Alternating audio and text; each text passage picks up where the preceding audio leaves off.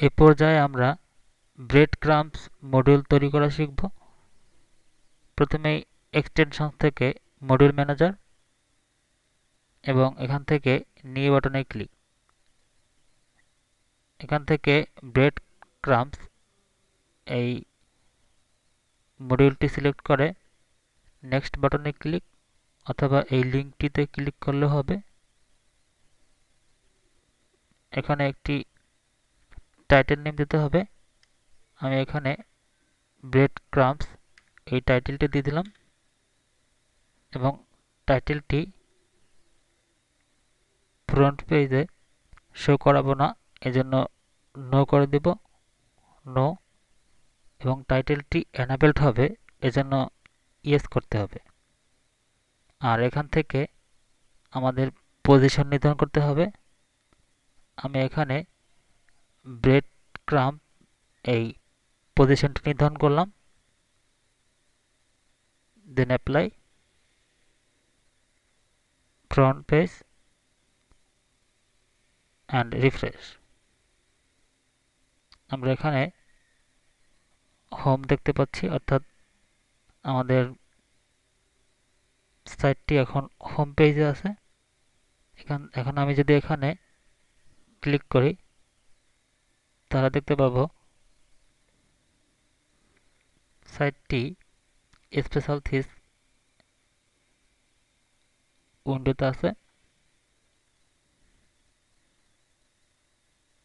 Backend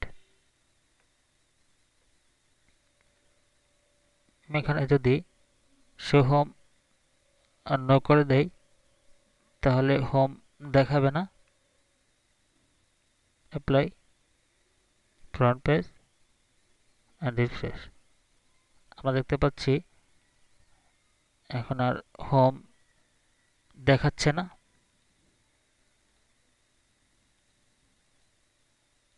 অর্থাৎ প্রত্যেকটি আলাদা আলাদাভাবে দেখাচ্ছে।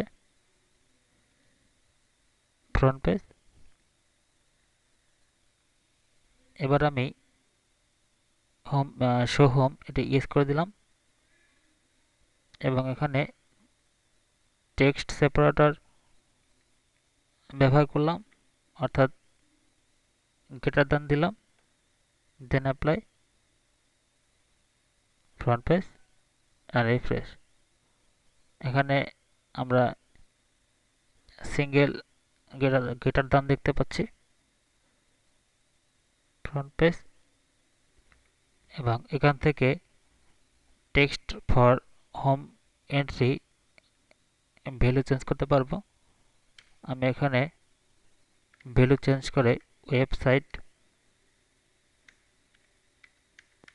এই ভ্যালুটি দিয়ে দিলাম, দেন অ্যাপ্লাই এবং সেভ করার জন্য সেভ বাটনে ক্লিক।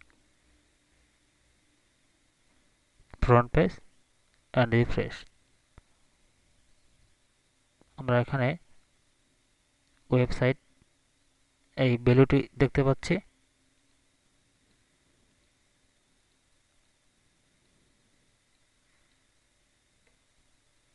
এভাবে আমরা আমাদের ওয়েবসাইটে ব্রেড ক্রাম্ব মডিউল ব্যবহার করতে পারবো।